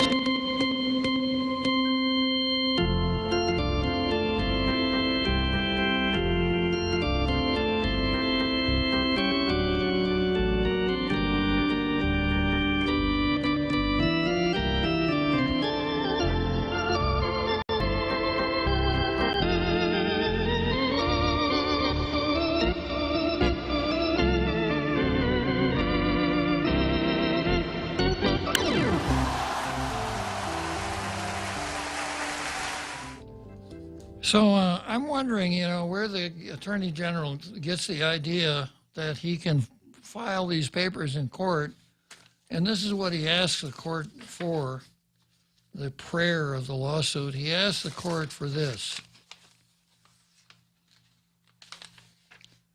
a declaratory judgment from this court regarding the organicity of the Guam procurement law as applied to the acquisition of quarantine stations by the governor. That does not sound like anything to do with the government's property right in the contracts. Second item in the prayer: a declaratory judgment from this court regarding the validity, and by the way, the word is declaratory, a declaratory judgment from this court regarding the validity of the Guam procurement law during the public health emergency in light of the Emergency Health Powers Act and Guam Executive Order, blah, blah, blah. So he's not asking for anything that deals with what he says as the subject of the lawsuit, the government's property right. He's asking the court to say, what do you think the law is on this? And you just don't file papers saying, Judge, what's the law here? Okay, so on page 7 of the complaint, he says this is count 2, this count is brought under 5 GCA 30109G, which provides the Attorney General as public prosecutor to institute actions on behalf of himself or the public officers to have the validity of any law, rule, or regulation determined by the courts. Now, that gives him the authority to do it, but it doesn't give the court jurisdiction to do it. And here's how that very section reads. The Attorney General can institute any appropriate action. Now, the word action doesn't have its ordinary meaning. Action is the way lawyers talk about lawsuits. Is it actionable? In other words, can I sue on that? Institute by any appropriate action proceedings on behalf of himself or any other public officers to have determined by the courts the validity of any law, rule, or regulation of the government. Well, okay, appropriate action. He's not instituting an appropriate action. Okay, then he goes on to say, see also 7 GCA 26801, providing for declaratory relief. And here's the key language in 26801. Any person interested under a deed, will, or other written instrument or other contract, or who desires a declaration of his rights or duties with respect to another, or in respect to, in, over, or upon property, or with respect to the location of the natural channel of watercourse, may, in cases of actual controversy relating to legal rights and duties, bring an action in the court for a declaration of his rights. Okay, so there has to be an actual controversy. You read the 9 pages of the complaint, you won't find the actual controversy. It's kind of like the United States Constitution says that the federal courts, even the highest federal judge on Guam, Jose, can only entertain a case or controversy. So it's the same thing, that you can get a declaratory judgment if there is an actual controversy. But there's no actual controversy. Then the Attorney General goes on to say, oh yeah, then going back to the press release, this is what we have in the press release.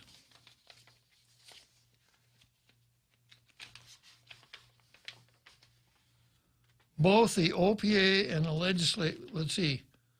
let me go back a little bit. Without acknowledging the opinion of the Supreme Court, several senators accepted the opinion of the auditor as final, called on the Office of the Attorney General for legal action, and criticized the OAG for taking time to analyze the issue. I bet you know what I think might have happened? Somebody said, if the Attorney General doesn't take action pursuant to the OPA's report, we'll sign him up to play pin the tail on the donkey.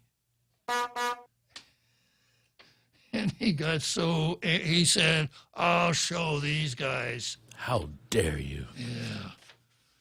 So then he goes on to say in his press release, both the OPA and legislators have an authority and opportunity to take legal action to address the apparent conflict between their opinions on the quarantine process, the Supreme Court opinion, and the express language of the law. Neither the OPA nor the legislators have elected to do so. So what authority did these senators have to take action on the public auditor's opinion? None. No more than you or I, Jose. So it was a letter he didn't agree with? Well, that they sent to him? No, they apparently public comments that they made. Yeah, they said, and maybe they sent him a letter also, but where is the Attorney General? Why isn't he doing something about the governor's son-in-law? So the senators have no authority to do anything more than the average citizen has. And then as far as the authority of the public auditor, I have that here too. I hope. Yeah, so in the public auditor statute, this is what we have. The public auditor may report to the Attorney General for prosecution violations of law regarding violations coming to the public auditor's attention, where such violations pertain to the expenditure of funds and property of the government of Guam, including autonomous agencies, et cetera, et cetera. So the only thing that the public auditor can't take any action himself. He can ask the Attorney General to do it. So maybe. So the Attorney General is asking for permission to do something? Well, the only thing I could read into this is this. It's kind of like Senator Shelton passing 3 times, right? She's so dense that she didn't know how she was going to vote on that bill until the roll was called. So a possibility number one, the Attorney General wants you to think that he didn't know anything about BJ's audit. Therefore, he couldn't take any action because he didn't know about it. That would be possibility number one. Possibility number two, he reads the newspaper. Everybody was talking about it at the time. Everybody knew about the son-in-law and the whole thing. You remember the electronic signatures flap? And DeNorcy at Public Health, who said, no, I never authorized. Wasn't me. Yeah, I never authorized that. And about 2 weeks later, she quit. Yeah, so perhaps the Attorney General is in a snit over formality, because he's thinking, if BJ were doing his job, he would have written me a formal letter. Dear Levin Camacho, please take action on my audit findings.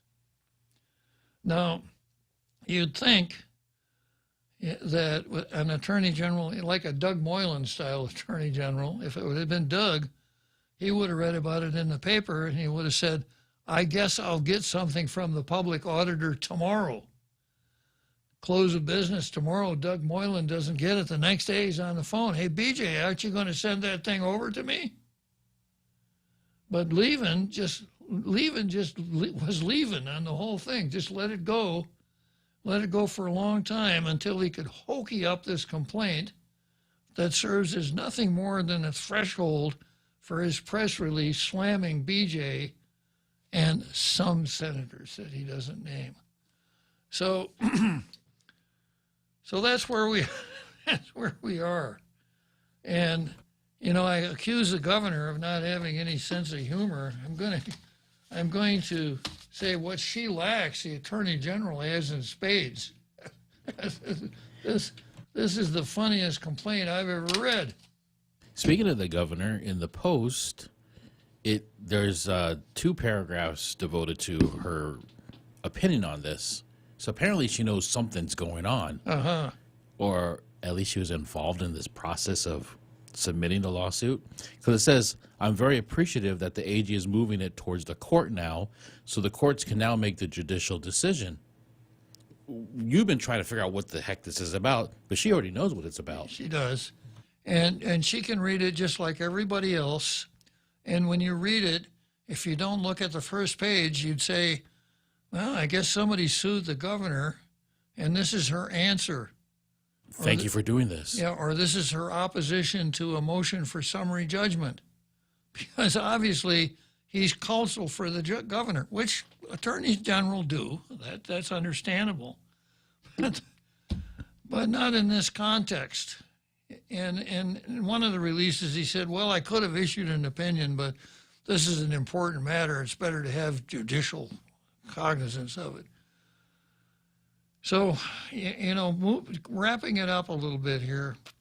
One, a judge, when this flops on his desk, a judge ought to say to his clerk, prepare an order of dismissal sua sponte.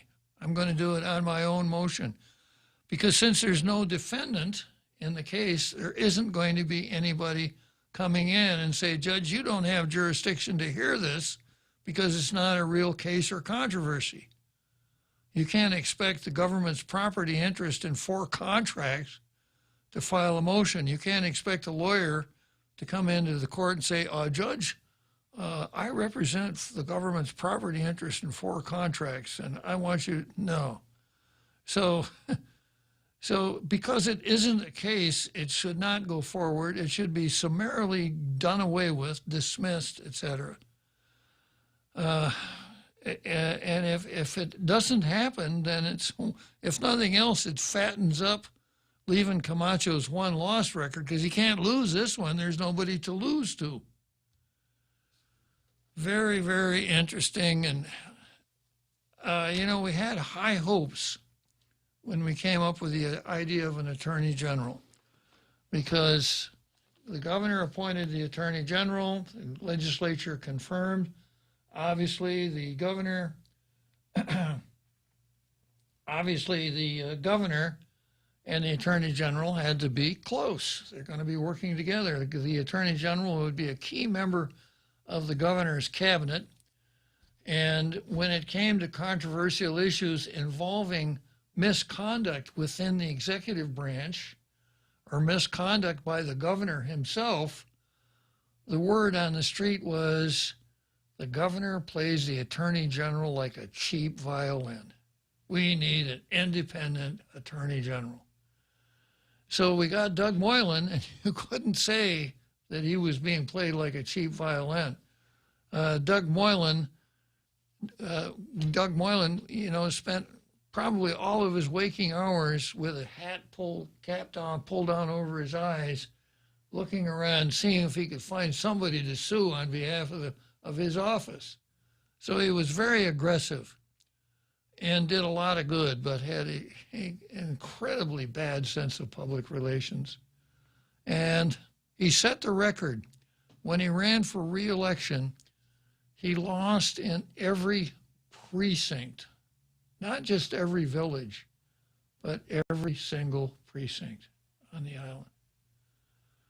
And I would blame it on the fact that, he didn't bring the public along with him, keep the public informed of what he was doing. And then he had some quirks, like a lot of rifles on the 7th floor of the Pedro's Plaza. I heard he had his own arsenal.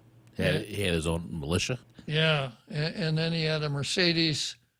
He had a standard. A standard is the little flag that a general puts on the front of his car that has a star on it. It's not a flag, it's called a standard. Well, he had his own standard that said Attorney General. No way. Yeah, he did. That's kind of awesome. Yeah, it is. It really is. So, and then we went from him to attorneys general who wouldn't do anything to anybody. A classic case, Elizabeth Barrett Anderson, who, when the Governor Calvo issued some retroactive raises, something that the port specializes in, right? They know more about retroactive raises, but they can't talk about it, but it's because it's a personnel matter, unless it's Joanne Brown, then they can talk about it.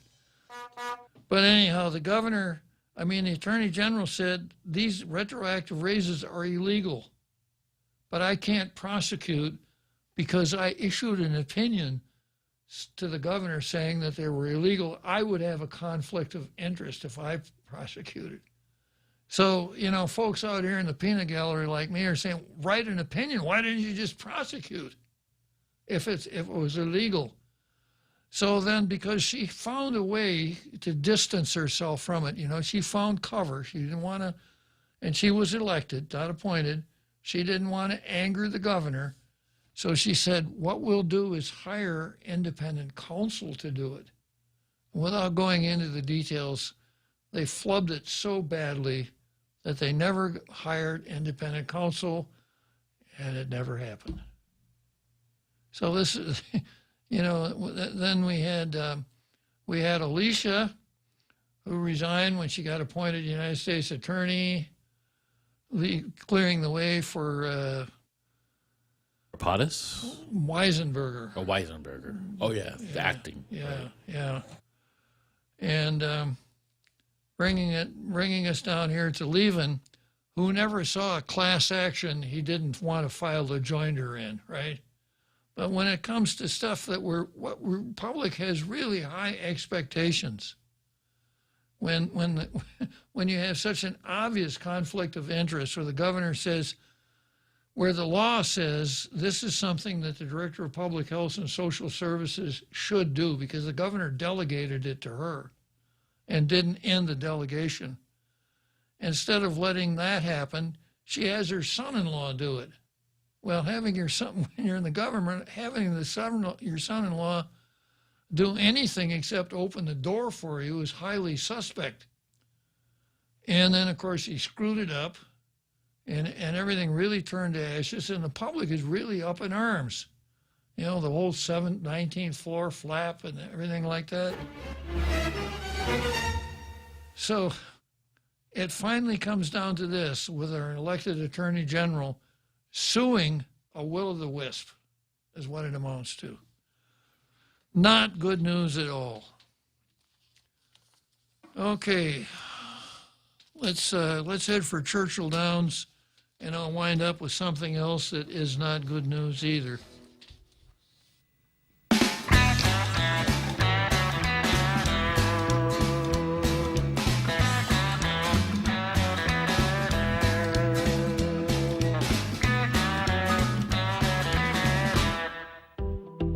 Listen to The Point anytime, anywhere on Odyssey. Odyssey is your new audio home for all the music, news, sports, and podcasts that matter to you. Find your favorite stations like The Point and discover more. Music stations, local and trusted news sources, sports talk and team coverage, plus today's biggest podcasts. Find it all on the Odyssey app. AUDACY. Come try Guam's original Chamorro restaurant with Pica's Best 5 years running. Mezcla Chamorro Fusion Bistro. Experience Chef Peter's candied salmon over scallion coconut rice, octopus to naktak, Chamorro platter, and their award-winning gourmet hamburgers. Or if you're looking for something healthy, try their keto-friendly menu. Come and enjoy Mezcla's half-a-day service at their Hagåtña and Grand Plaza Tumon location. Call their Hagåtña location at 479-2652 for reservations.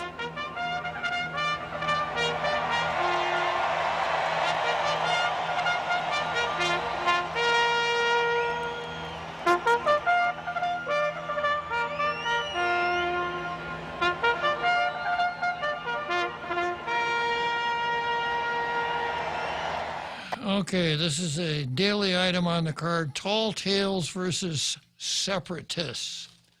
And as I've explained before, I have a 20-page insert that came with the Daily News a couple Fridays ago that is the latest propaganda from the outfit that calls itself the Commission on Decolonization, but that isn't really what it is.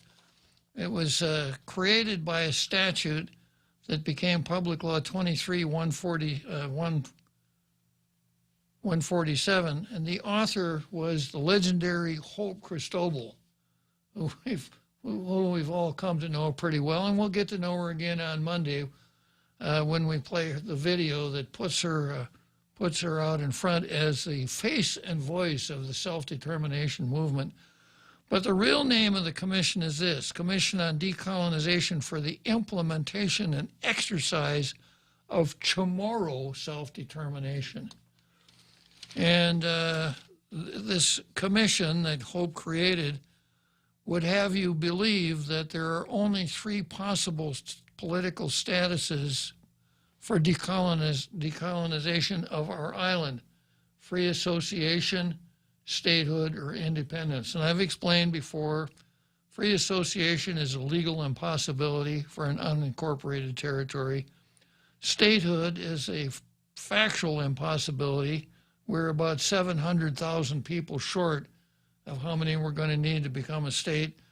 So you have this product is being sold. Well, self-determination is really important. But if you follow all of the channels that the separatists create, you wind up with the idea that the only thing that works is independence. And I will tell you that it is possible for Guam to become an independent country. The Congress could pass a law saying effective July 1st next year, the United States abandons its sovereignty in the island of Guam, and Guam would be independent. Guam did that for the Philippines. The United States cut the Philippines loose, and it became an independent country. So that's possible, legally possible, and it's actually possible. There could be an independent country named Guam. I don't think I'd want to live in it. I would leave it up to your individual tastes as to how livable you think an independent Guam would be. And of course, no one has told us anything. None of the separatists have said, if Guam were independent, this is what we would do. We would have a parliamentary government, or we would have a tripartite government like the American model, or we would have a monarchy and Michael Bavacqua would be our king, or we would have a tribe and we would have a Magalahi and other tribal. No one has said anything about independence except the rap that colonization is bad, being a colony is bad, sovereignty is good, and sovereignty is a thing we should all really strive for. So there's this sheet here that, like everything that this commission does, channels your thought processes towards independence, not towards the other two, which are really non-entities, but it channels you towards independence. Last week, I was reading the part, I was analyzing the part of this insert called Who Are the Colonized, and I'll pick it up there. But I noticed that I got somebody in the green room here, none other than R. Carl, who wants to talk about decolonization. The most dangerous man in the room, R. Carl. Good afternoon, R. Carl. Hey, good afternoon, Bob. What can you tell me about decolonization, R. Carl? Well, there's a Facebook page that deals with politics on Guam, and I think Michael Bavacco might have started it, or some of his followers, I don't know. But they follow local politics, and I pop in once in a while to see what the comments are. It's a pretty active page. And I happen to be reading an article that was posted. I think it had something to do with something you had written about the commission. But I scrolled down, and lo and behold, I saw some comments by the famous stand-in for you, Darrell Taggarty, and he really said something, I think, that really went to the heart of the matter. And I don't know if he said it so well, I don't know if I should read it directly or just say the essence of what he said. Yeah, go ahead and read it. Yeah, I think one of the most important things he said, what's missing is vision, with a detailed description of what post-colonial Guam would look like as a formal governmental construction. Perhaps Bob is more explicit about this. It would look like our current situation. Not that he deserves points for it, but he doesn't have the burden of constructing it or conceptually and garnering political support within the movement. And then he goes on later to say, but someone has to, if we are to get beyond historical and anecdotal navel-gazing. And I thought that cut to the heart of it. His first comment about what a vision of expressed about what happens after decolonization. There's virtually no talk about that, other than the usual utopian free power, sovereignty. Sovereignty and that kind of thing. But there really are very few details. It's more like this alluring mirage. It's just going to be wonderful. Just trust us. It's going to be great. You're going to love it. But I think his comment really said what I was trying to think of. I wish I'd have said it myself, but I didn't. But I just thought I'd toss that into the mix. Darrell, I think, really cut to the heart of the matter. Well, you sit behind the Tall Tales microphone here for a little while, and it's bound to improve your ability to deliver clear thoughts, right? It must. I'm thinking of paying some kind of fee just so I can sit in that chair and once in a while to clarify my thinking. But I've said the same thing myself. That this whole talk about independence and the oversimplification, colonization is bad. Being in a colony is bad. Sovereignty is good. Independence is good. Well, independence, and then what? And there's never a then what. Yeah. And the temptation is to think, well, the plans aren't quite formed yet, so the plans are there.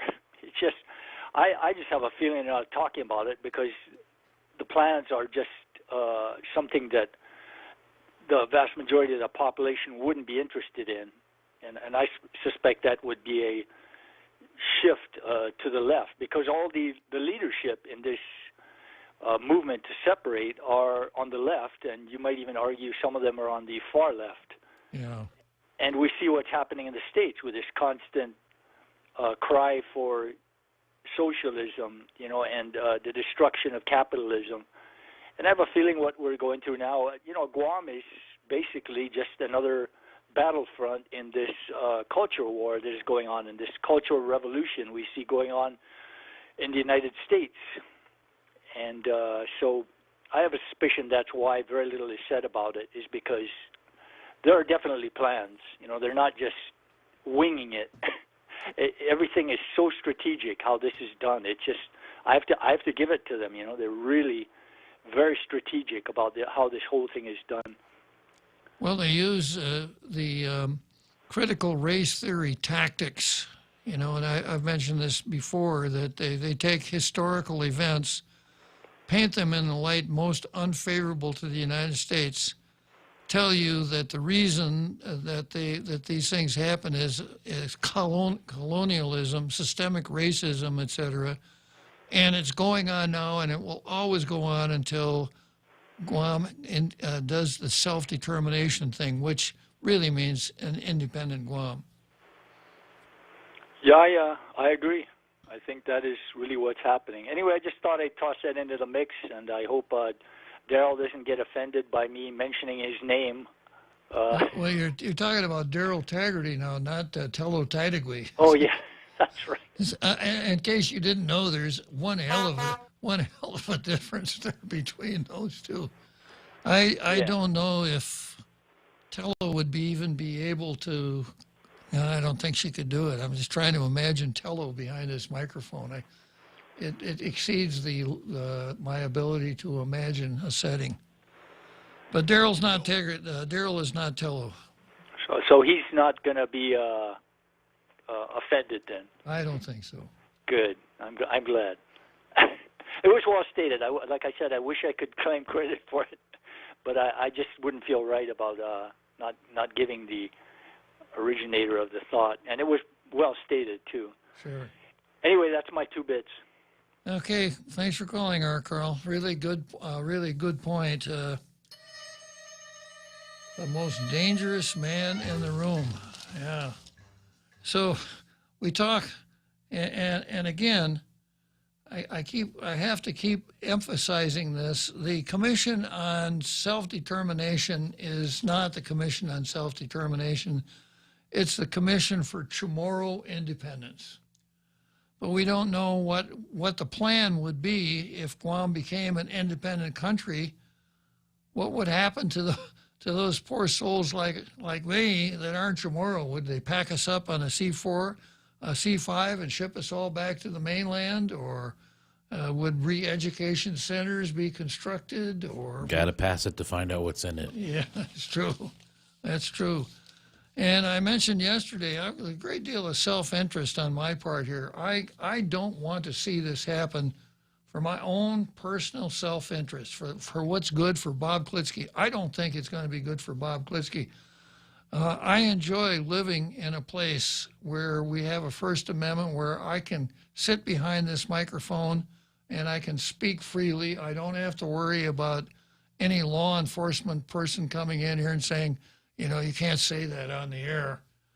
I get to vote in all of the elections that we have here, except the one that never happened.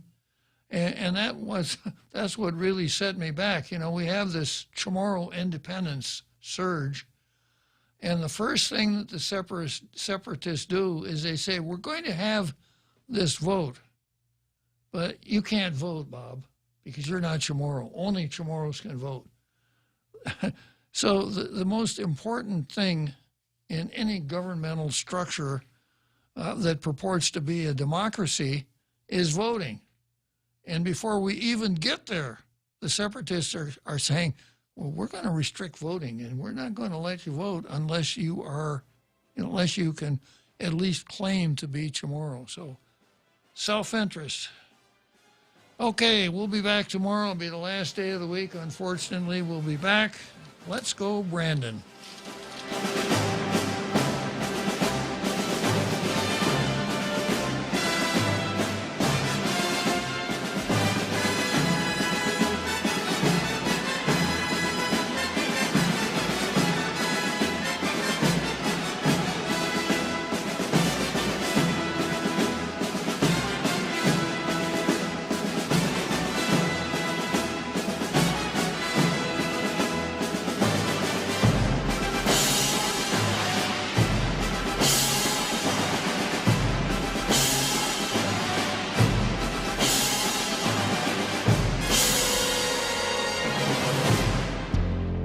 Point is KUSG, Hagåtña, Guam, 93.3 FM and 104.3 HD3. An old boxer leaves the ring. I'm Jack Callahan, Fox News. Former Nevada Senator Harry Reid has died, losing a 3-year battle with pancreatic cancer on Tuesday. A boxer in his youth, Reid became the longest-serving member of Congress from Nevada, rising to the level of Senate Majority Leader. Some believe he impacted the 2012 presidential election with a claim about Republican nominee Mitt Romney, which even the fact-checker said was a punch below the belt. The word's out that he hasn't paid any taxes for 10 years. Let him prove that he has paid taxes, because he hasn't. The claim was false, but after the election, asked if he regretted it, Reid said Romney didn't win, did he? President Biden, former Presidents Obama and Clinton among those paying online tributes to Harry Reid, dead at 82. The flag of the Pro Football Hall of Fame in Canton, Ohio flies at half-staff in remembrance of Hall of Famer John Madden. John Madden's hiring as the new head coach of the Oakland Raiders back in 1969 came as a surprise to some considering his limited collegiate experience, but he'd go on to spend a decade at the helm of the Raiders, highlighted by his winning Super Bowl 11 over the Minnesota Vikings. After his NFL head coaching stint, he'd head to the broadcast booth, becoming a spirited color commentator with unique quips, catchphrases, and the use of a telestrator, joined alongside the likes of Al Michaels and the late Pat Summerall through multiple TV networks over 3 decades. His voice and face would also become synonymous with the Madden football video games, attracting younger fans to the gridiron through the eyes of an icon. John Madden passed away unexpectedly Tuesday at the age of 85. Fox's Matt Napolitano in Colorado. A 5th victim has died from Monday night's shooting rampage. Police have now identified the gunman as 47-year-old Lyndon McLeod, who they say knew some of his victims and may have targeted them. McLeod was killed by a police gunfire after wounding a Lakewood, Colorado police officer. Still no word on the motive. Florida police have arrested a man accused of plowing through a group of children on Monday, killing 2 and injuring 4, all of them ages 10 or younger. America is listening to Fox News. From the Fox News Podcasts Network. Stay on top of the latest news and information from Fox News. Listen and download the Fox News Hourly Update on your time. The trending stories you need anytime you want it. Listen and download now by going to foxnewspodcasts.com. From the Fox News Podcasts Network. What are the most important issues facing Americans today? Every Monday, join me, Brett Baer, Chief Political Anchor and Executive Editor of Special Report, and my rotating all-star panel of experts as we discuss the policies, practices, and solutions to the biggest and most important issues of the day. You can hear new episodes every Monday. Subscribe now at foxnewspodcast.com or wherever you download podcasts. The Fox News Rundown is a weekday morning podcast that dives deep into the major and controversial